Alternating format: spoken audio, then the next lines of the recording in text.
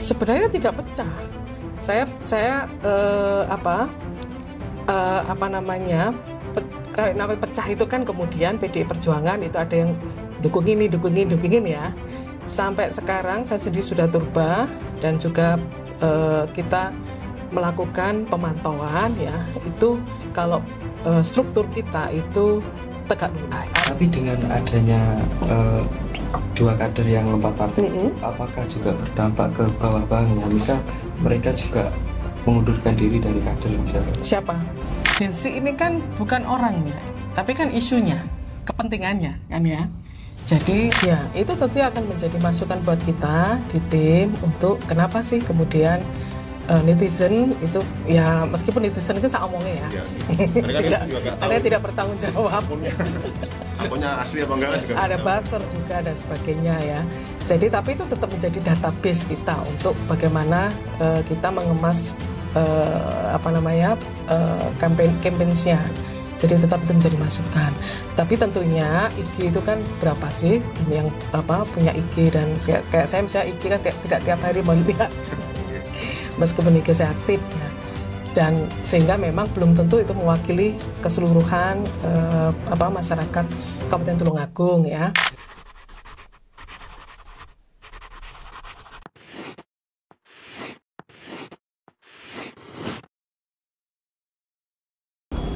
Halo Sobat Rata semua, kembali lagi di YouTube Radar Tulungagung TV. Kita kembali di rubrik Ngobrol Politik ya hari ini. Kita ada tamu yang luar biasa, tamu dari partai besar di Tulungagung yang kemarin sebenarnya ada beberapa guncangan. Cuma beliau datang ke sini untuk mungkin meluruskan berita-berita yang beredar. Di sebelah saya sudah ada hostnya, host magang bu namanya. Kita masih magang semua. Host magang namanya, semoga Mas, kenalkan diri dulu. Nama saya Putra, dari yang podcast sebelumnya ini yang kedua berarti. Okay. Terus yang di tengah ada ibu-ibu cantik berbaju merah. Jelas ini gambarnya. Gambarnya jelas. Bu Irma Susanti, ya. PLT, Ketua DPC PDI ya, Tulungagung. Pripun Bu di Tulungagung masih beberapa minggu. Ya, kesannya. Sebenarnya kan ini dapil saya, provinsi kan, saya anggota DPRD terpilih juga, ini yang kedua DPRD provinsi. Jadi sebenarnya juga ditugasi oleh DPD Partai karena saya salah satu wakil ketua DPD Partai untuk mengampu Tulungagung dalam pilkada maupun pilgub. Ya. Jadi sebenarnya tidak ditugaskan PLT, juga bertugas di sini. Ya. Cuma PLT berarti kan tanggung jawab lebih besar. Okay. Sekedar info bahwa Bu Herma ini adalah anggota DPRD terpilih Provinsi Jatim. Jadi kalau masyarakat Tulungagung mau berkeluh, monggo. IG-nya nanti ditulis di sini. Ya, IG saya Herma Susanti 3. Pak 3 apa Bu? Nomor partai. Bu, tapi sebelum kita ngobrol panjang terkait pilkada, ini perkenalan dulu dong Bu. Ya. Bu Herma ini sebelum menjadi anggota DPRD 1 berkecimpungnya gimana, dan mungkin apa organisasi yang dulu pernah diikuti Bu? Iya. Kalau saya, kalau di latar belakang organisasi sebenarnya sudah kenyang. Baik di mahasiswa, baik setelah itu saya mendirikan NGO. Kebetulan saya ini pada saat reformasi itu masih mahasiswa. Jadi sempat menikmati bagaimana dinamika sebagai aktivis mahasiswa itu ya. Jadi ikut demo dan sebagainya itu sudah kenyang itu ya. Setelah reformasi saya mendirikan NGO bersama teman-teman khususnya di isu perempuan dan anak ya. Kemudian saya menjadi konsultan, kerja konsultan di UNICEF, di beberapa program yang kaitannya dengan gender, di ADB, ada program yang kerjasama Bank Asia ADB dengan Kementerian PU kaitannya terkait dengan urban sanitation ya, tapi saya lebih pada terkait dengan konsultan di gender participation-nya itu. Jadi kalau di organisasi kemasyarakatan itu sudah kenyang ya. Itu. Marak. Marak gitu ya. Kalau Bu Irma ini aslinya mana dan Kalau saya lahir di Madiun ya, KTP Surabaya. Karena Lahir Madiun katanya Surabaya, Ya, rumah kan. Sidoarjo. rumah Sidoarjo lah kan, kalau orang Surabaya itu kan jarang punya Iya, rumah. di Sidoarjo semua Di Bu ya. Surabaya itu mahal, jadi ya di pinggir, di Waru, pinggir perbatasan antara Surabaya dan Sidoarjo. Jadi suami saya asli Blitar ya, dan memang saya sejak Pilgub, sebelum Pilgub saya ditugaskan oleh partai karena saya adalah pengurus DPD partai. Ini yang kedua, itu saya ditugaskan untuk di Dapil 7 provinsi. Jadi memang Dapil 7 itu kan Blitar dan Kota Kabupaten dan Tulungagung. apa sih asiknya menjadi berkarir di politik itu Pak? Ya, jadi apa ya, panggilan ya. Apa ya, artinya kan dari proses yang sudah saya lalui itu ya seolah-olah akhirnya tanpa ada harapan jadi anggota dewan dan sebagainya, itu kemudian ya kayak diarahkan akhirnya ke situ itu ya. Jadi saya dulu itu kan sebelum masuk partai, saya sudah di partai sudah hampir 20 tahun ya. Ya sebelumnya saya mulai kecil dari badan yang urusan dengan isu perempuan dan anak, kemudian kemudian saya nyalek ya, kemudian saya masuk di DPD partai. Nah itu sebelum itu memang saya aktif di dunia di isu perempuan dan anak dengan banyak aktivis perempuan, dan kaitannya adalah dengan kaukus perempuan politik ya, bagaimana kita memperjuangkan hak-hak perempuan, hak kita secara politik sehingga berhubungan dengan teman-teman aktivis parpol, dan saya diminta dan sebagainya. Itu kemudian setelah ya pertimbangan lama akhirnya saya mau, dan kemudian 2009 saya sudah dicalekkan. Jadi meskipun isu waktu itu kan kota masih kalah di dapil neraka soalnya di dapil 1 Surabaya. Jadi Itu. kekalahan adalah awal dari Ya, artinya bahwa ternyata kok kalau sudah masuk tertantang ya, nggak mau keluar Bu. nggak mau keluar. Meskipun kalah saya terus ini artinya bahwa ternyata menarik, penuh tantangan ya, artinya kenapa tidak itu ya. Jadi setelah saya masuk di DPD, apalagi ada tugas-tugas itu, dan kemudian saya ditempatkan di dapil ini ya, dan alhamdulillah kita dapat 2 kursi, dan kemarin alhamdulillah saya suara terbanyak di dapil 7, suara saya 100.750.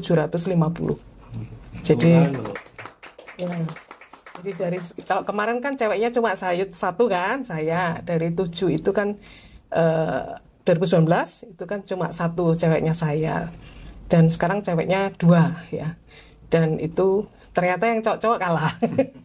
Yang menang cewek itu. Bu, ini kita geser dikit temanya. Kemarin di akhir bulan Agustus, jenengan ya goncang ada kan? SK yang harus Ya, diterima goncang sehingga gancing. jenengan di Tulungagung Ya. untuk membenahi sesuatu yang mungkin agak agak dilematis waktu itu, Ya. karena PDIP Tulungagung ditinggal oleh 2 kadernya, Ya. Bu Susi dan Pak Garot Suno, yang maju dengan partai lain. Tapi di awal dulu apa sih yang jenengan lakukan Bu di Tulungagung, di DPC utamanya? Iya, kalau tugas saya sebagai fraksi, saya sebagai pengampu dari DPD, tentunya adalah kita kalau di momentum pemilunya, baik pileg dan pilpres, saya mengkoordinasikan dengan teman-teman DPC ya, termasuk mengevaluasi dan sebagainya ya. Kemudian kalau terkait dengan keorganisasian, karena saya ada di DPD partai ya, saya bertugas untuk merapikan organisasi ya, pembentukan PAC dan pembentukan PAC, ranting dan keorganisasian. Itu juga membantu wakil ketua DPD yang mengurusi organisasi itu. Sehingga memang kalau namanya pengampu ya, setiap dinamika di partai itu ya saya harus melakukan konsolidasi di tingkat bawah itu. Jadi termasuk dinamika Tulungagung itu yang paling dinamis ya. Paling dinamis ya. Jadi dari dulu dinamis itu ya. Jadi ya oleh karenanya kita selalu yang menjadi bahasan terkait dengan dinamika itu selalu harus kita respon di DPD, sehingga ketika tanggal 29 terakhir pendaftaran, dan ternyata kalau sebenarnya kalau Pak Kartosuno sudah kita tahu, sudah artinya sudah kita pantau ya, ketika rekom surat rekomendasi B2 WK itu yang yang jatuh ke Pak Mardinoto, ke Pak Marioto dan Pak Didik, kita sudah bisa mitigasi. Pak Kartosuno pasti akan berangkat dari partai. Ya. Yang tidak termitigasi itu yang ketua DPC mantan, yang sudah keluar, dan kita sudah DPP sudah mengeluarkan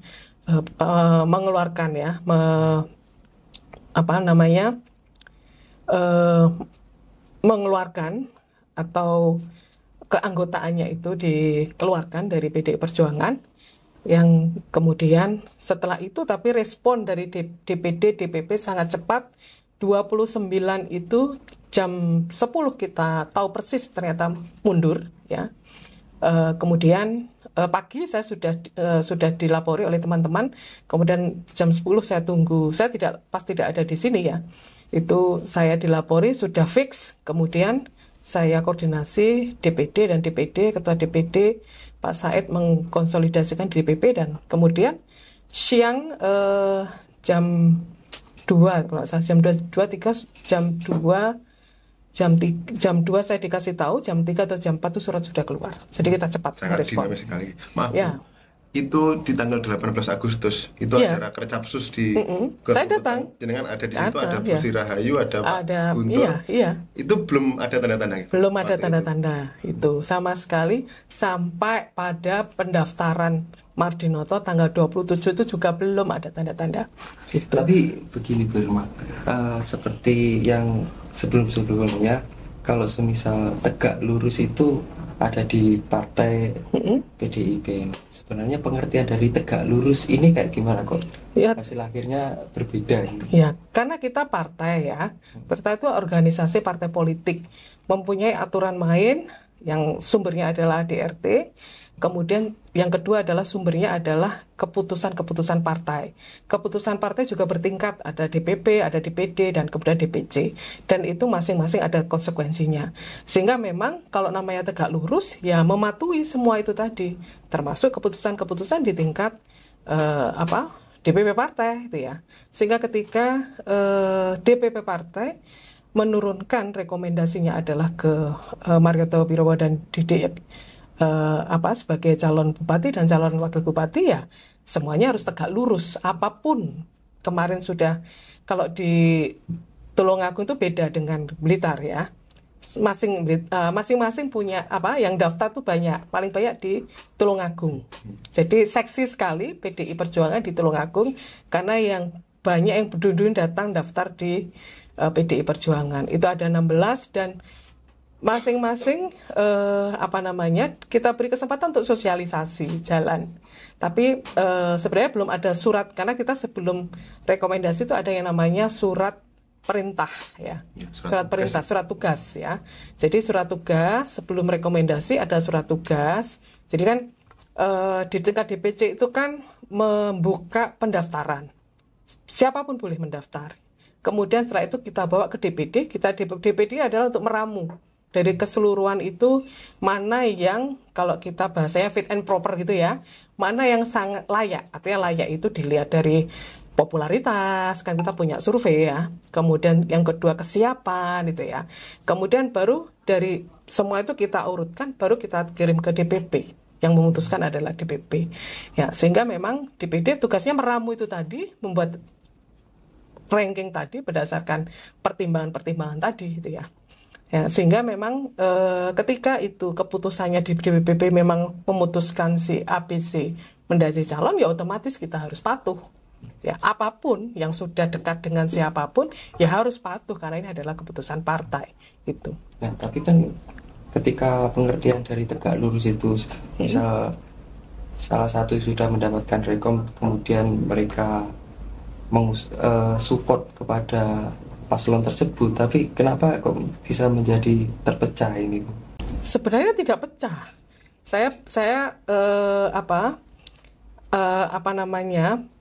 kayak namanya pecah itu kan kemudian PDI Perjuangan itu ada yang dukung ini ya.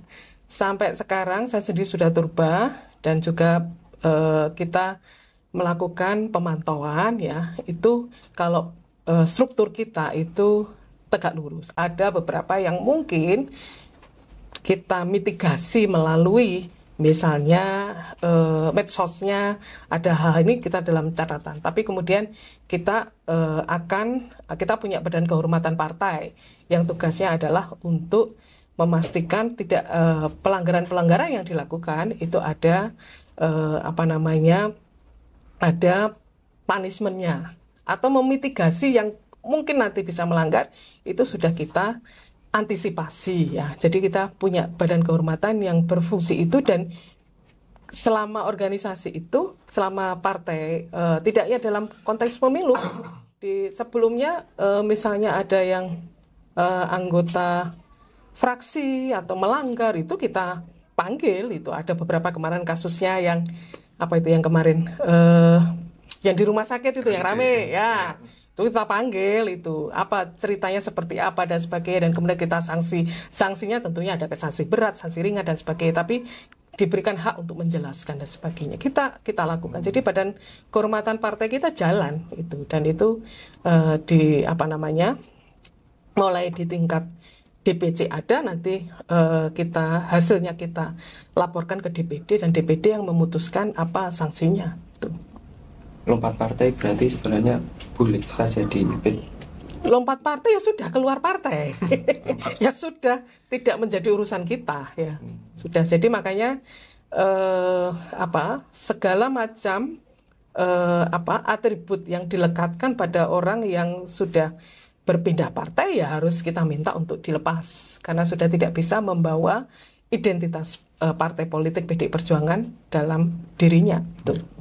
Bu, ini mungkin jenengan sekarang bilang solid gitu, tapi di bawah ketika kita liputan, ketika kita wawancara dengan beberapa orang, memang ini menjadi pertanyaan besar, ini kesolidan PDIP itu seperti apa, utamanya di struktural gitu, karena di tataran DPC, fraksi, PAC, ranting sampai anak ranting ini bagaimana nih caranya Bu Irma untuk melindungi ini dari terpecah belahnya? Makanya itu gimana? Makanya agenda saya pertama ketika saya diberikan tugas sebagai PLT ketua itu saya pertama memitigasi, karena itu pastilah ya, karena ada dinamika kalau kita sebut gempa itu ya. Gempa bumi. Terus kemudian kita harus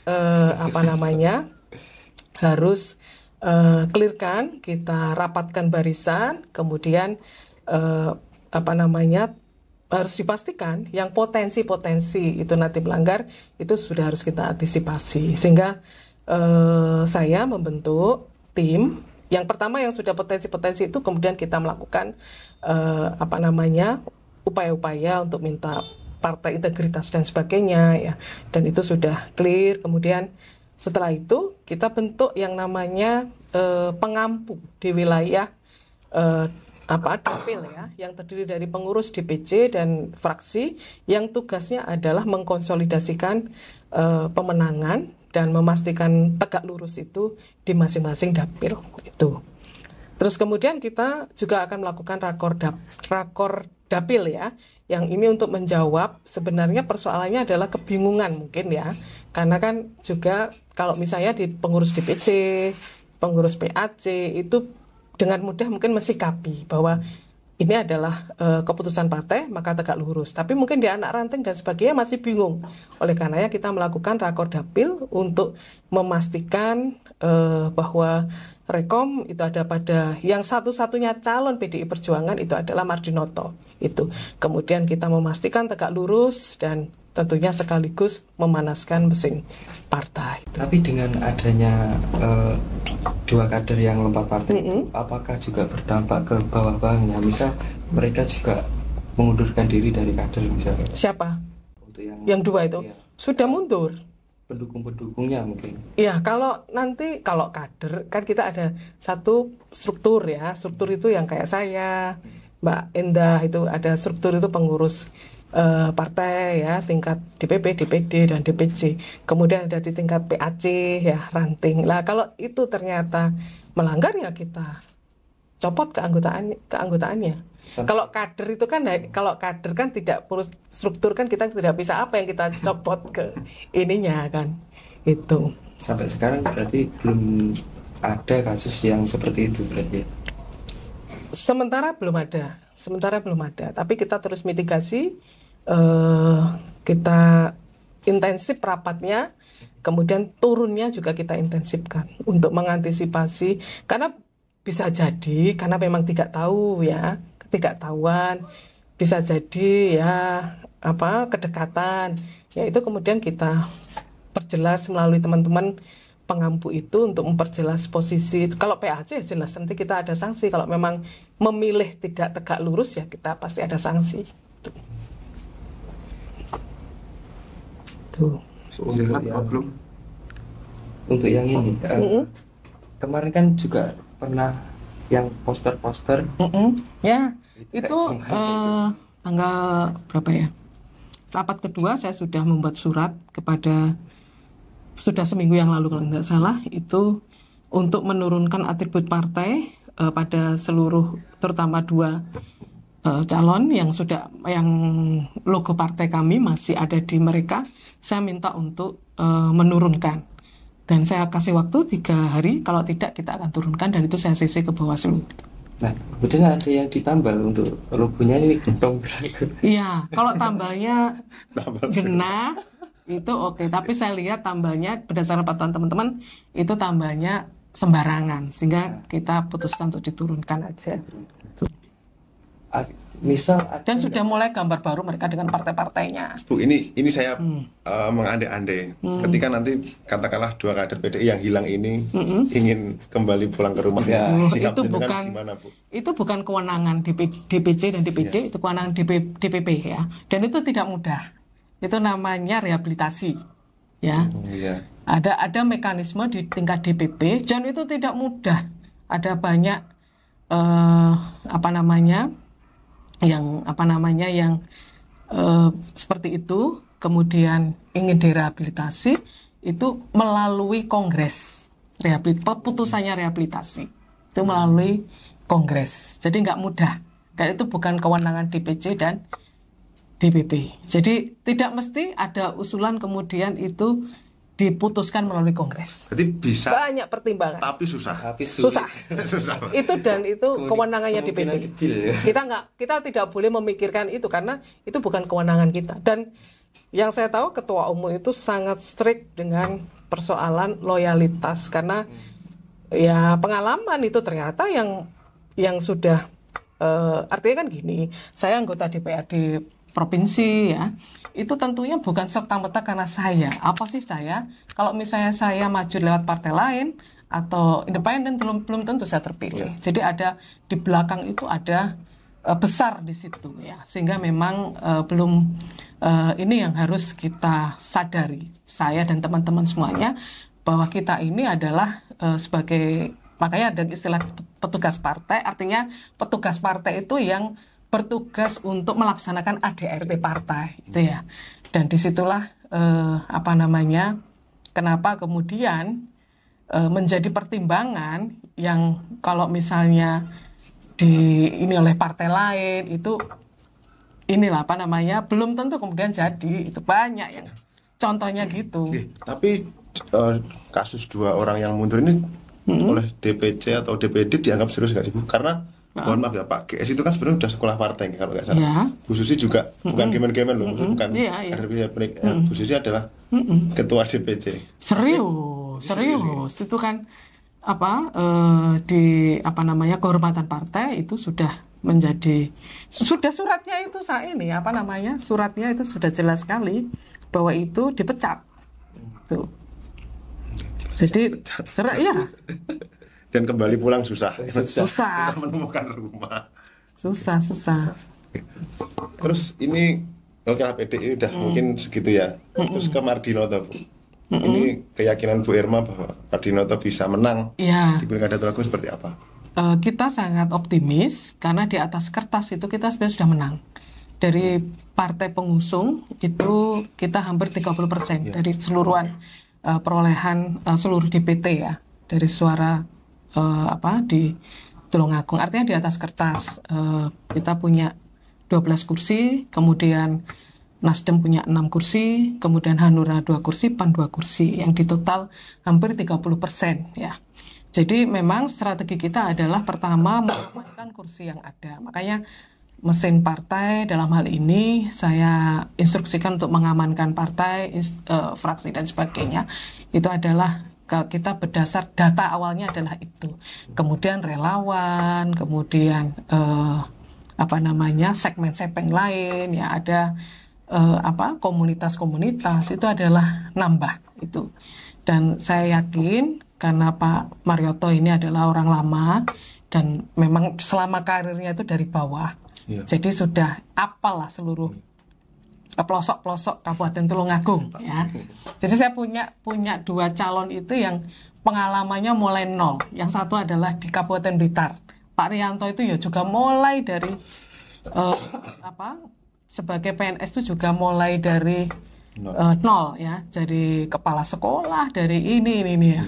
Itu jadi memang apal seluruh pelosok-pelosok itu, sehingga itu memudahkan kita untuk orang dalam waktu 2,5 bulan, karena kalau 2,5 bulan memunculkan calon baru itu resiko buat kita, karena orang itu memilih, ini sekarang kan mengaktifkan tinggal mengaktifkan dari ingatan dari pemilih ya, tinggal kemudian dari aktif kemudian kita bangun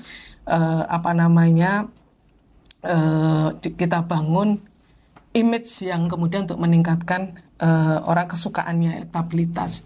Jadi itu yang pertama adalah pengusungnya, assistingnya itu adalah terbesar 30%. Yang kedua Pak Dinoto itu sudah dikenal oleh seluruh masyarakat Kabupaten Tulungagung karena incumbent dan karirnya mulai bawah dan sudah kemana-mana di seluruh ini, jadi sudah dikenal.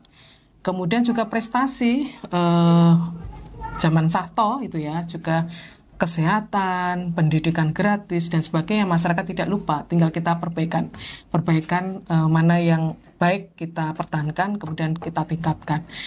Itu terus kemudian mesin partai kita yang saya yakin itu masih utuh ya, begitu berpengaruh dengan dengan loncatnya 2 kader itu tidak berpengaruh ya, sehingga saya optimis ya, tinggal bagaimana kerja-kerja partai, kerja-kerja paslon, kerja relawan itu bersinergi bersama-sama untuk pemenangan itu. Menyambung dari orang lama tadi ya. Untuk sekarang ini kan eranya udah ke Gen Z. Nah ini bagaimana sih membranding orang lama itu agar bisa diterima Gen Z? Gen Z ini kan bukan orangnya, tapi kan isunya, kepentingannya kan ya. Jadi kita di tim 9, jadi kita di pemenang itu ada namanya tim 9. Itu yang menggodok semua isu, semua sistem pemenangan dan sebagainya, itu berdasarkan data, berdasarkan hasil dari keliling masukan dari semua itu. Kemudian kita dalam program-programnya itu bahwa terkait dengan milenial itu adalah kita ngomong programnya, jangan orangnya belum tentu kemudian pikirannya punya perspektif untuk bagaimana kita menyiapkan Indonesia emas ya. Jadi kalau saya ngomong terkait dengan Indonesia emas, surplus demografi itu kan bagaimana kita sampai tahun 2045 itu kita punya rasio ketergantungan, artinya antara jumlah penduduk produktif dengan jumlah rasio penduduk produktif terhadap penduduk yang tidak produktif itu kan masih landai. Itu yang kita sebut bonus demografis.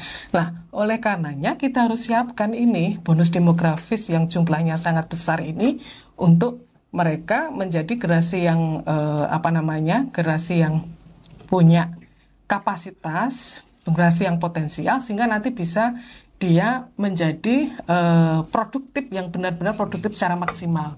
Sehingga memang untuk Tulungagung maka isu bagaimana menyiapkan SDM itu tadi yang kita bonus demografis, kemudian menciptakan lapangan pekerjaan ya, itu menjadi utama di isunya program unggulan dari Madinoto. Jadi kita harapkan ke depan Tulungagung itu menjadi penyupport terkait dengan bagaimana Indonesia Emas itu adalah angka rasio ketergantungannya itu rendah antara usia yang tidak produktif dengan usia produktif. Sehingga tentunya kalau rasionya rendah, kita tentunya pertumbuhan ekonominya juga tinggi itu. Tentunya kesejahteraannya juga akan meningkat. Nah, oleh karenanya itu pada isu-isu ekonomi dalam konteks makronya, bagaimana kita menuju Indonesia Emas itu kan negara maju ya, kita sudah bisa melalui jebakan yang disebut dengan middle income trap ya. Itu yang tentunya disebut middle income trap itu kan karena SDM bonus demografisnya kita itu siap untuk menantang, untuk mengisi bangsa ini dengan tentunya dengan produktivitas itu tadi. Sehingga itu yang saya pikir menjadi konsen dari Madinoto, bagaimana kita bisa menciptakan lapangan pekerjaan, kemudian pendidikan untuk menyiapkan generasi bonus demografis itu untuk mencapai menuju pada peningkatan pertumbuhan ekonomi tadi. Dan tentunya adalah menuju Indonesia Emas tadi. Kalau SDM yang bonus demografisnya itu semuanya bagus, bisa bersaing, bekerja, dan bekerjanya tentu adalah pekerja yang produktivitasnya bagus, ya tentunya pasti akan daerahnya itu akan makmur gitu. Nah itu yang konsentrasi di Madinoto. Ya mungkin begitu Ibu tadi yang strateginya, tapi kita mencoba untuk melihat di medsos Bu, dari mengarahkan jenengan ke medsos. Harus diakui di medsos kami dan beberapa medsos lainnya ada beberapa polling yang dilaksanakan oleh teman-teman. Hasilnya memang Madinoto masih di bawah. Ya, berapa? 40 sekian. 40. Artinya berapa? 40 sekian. 42. Ya. Pokoknya kan masih di nomor 2. Dan kalau bisa kita melihat komen itu kan masyarakat netizen ya cenderung kan menganggap Aja Mahtolah gitu, Aja Madinoto. Menjawab itu gimana? Ya, itu tentu akan menjadi masukan buat kita di tim untuk kenapa sih kemudian netizen itu ya meskipun netizen itu saya omongnya ya, karena tidak bertanggung jawab. Akunnya asli apa enggak juga ada buzzer juga dan sebagainya ya. Jadi tapi itu tetap menjadi database kita untuk bagaimana kita mengemas campaign-nya. Jadi tetap itu menjadi masukan. Tapi tentunya IG itu kan berapa sih ini yang punya IG, dan kayak saya misalnya IG kan tidak tiap hari melihat. Meskipun IG saya aktif ya. Dan sehingga memang belum tentu itu mewakili keseluruhan masyarakat Kabupaten Tulungagung ya. Apalagi yang kita ini kan kabupaten, perkotaannya kan hanya di beberapa kecamatan ya, yang tentunya belum mesti dia melek sosmed, terutama adalah IG. Jadi memang kita akan melengkapi semua data itu, termasuk survei, dan baik itu survei yang kita DPD akan melakukan survei di seluruh kabupaten kota untuk melihat memotret pergerakan dan bagaimana tingkat nanti elektabilitas. Kemudian juga kita nanti juga melalui tim kita, karena kita punya saksi.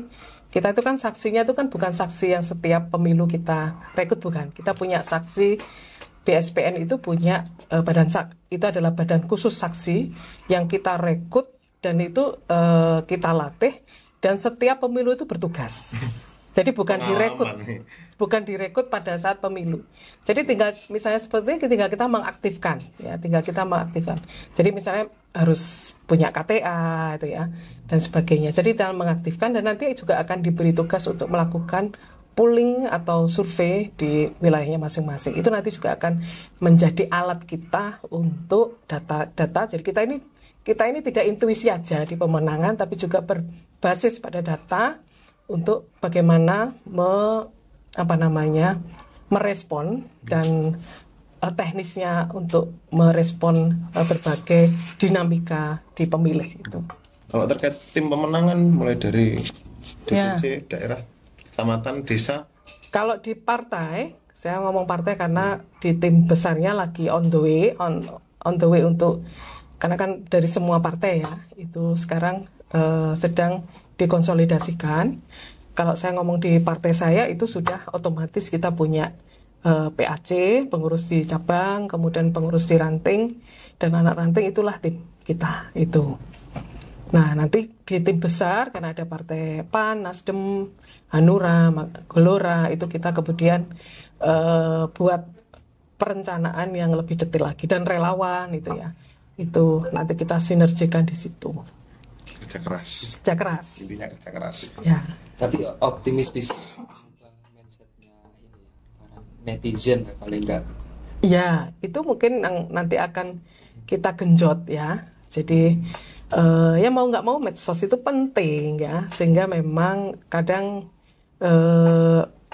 calon itu menganggap itu realnya bukan itu lah, misalnya realnya pemilih itu bukan itu, belum tentu netizen itu hanya permukaan gitu ya, tapi realnya bukan itu ya. Tapi tentunya kita juga harus memperhatikan itu, dan nanti juga saya berikan masukan-masukan, dan di tim kita juga sudah kita siapkan juga untuk tim media sosial khusus yang PD Perjuangan. Oke, terakhir Bu Irma juga menjadi ibu kita semua karena menjadi anggota DPRD. Jadi apa Bu harapannya jenengan di Pilkada Tulungagung yang ya pasti menang 27 November? Iya, kalau saya tentunya ya saya pasti sebagai ketua PLT DPC ya pasti ingin menang, karena itu nanti pasti memudahkan saya untuk mensinergikan provinsi dan kabupaten ya terkait dengan program-program prioritas di daerah. Karena kan tentunya provinsi itu kan sebenarnya fungsinya adalah yang punya rakyat itu kan kabupaten kota ya. Kita fungsinya adalah bagaimana kemudian kita mensinergikan, mengurangi generasio ketimpangan itu ya. Nah, kemudian juga isu-isu strategis ya itu, sehingga kalau di Pak Mardinoto itu akan memudahkan kami untuk melakukan sinergi untuk bagaimana membangun Tulungagung menjadi lebih baik lagi itu. Kemudian kalau terkait dengan pelaksanaan pemilu, saya berharap pemilu bisa dilaksanakan dengan aman, nyaman ya. Dinamika boleh, tapi kita harus damai ya, dan tidak ada pelanggaran-pelanggaran itu. Sehingga saya juga Bawaslu itu harus adil, harus melayani semuanya, itu KPU melayani semuanya, sehingga tidak terjadi kendala-kendala itu. Dan harapannya kita bisa PD Perjuangan dan Mardinoto bisa berbuat banyak untuk masyarakat Tulungagung gitu. Ya, terima kasih teman-teman. Jadi untuk sesi penutupan ini sudah sangat banyak sekali materi yang diberikan oleh Bu Irma ini. Jadi menjawab tentang isu-isu yang podcast sebelumnya, bahwa ada indikasi terpecah dalam PDIP maupun tegak lurus, artinya sudah terjawab semua, dan itu tidak benar gitu. Justru semakin kuat. Semakin di angin semakin kuat. Saya sudah merasakan gitu. Tambahan Mas Fikri? Cukup. Jadi insya Allah untuk episode kali ini Ngobrol Biting akan ada lanjutnya di Ngobrol Biting di selama Pilkada 2024. Stay terus di YouTube-nya Radar Tulungagung.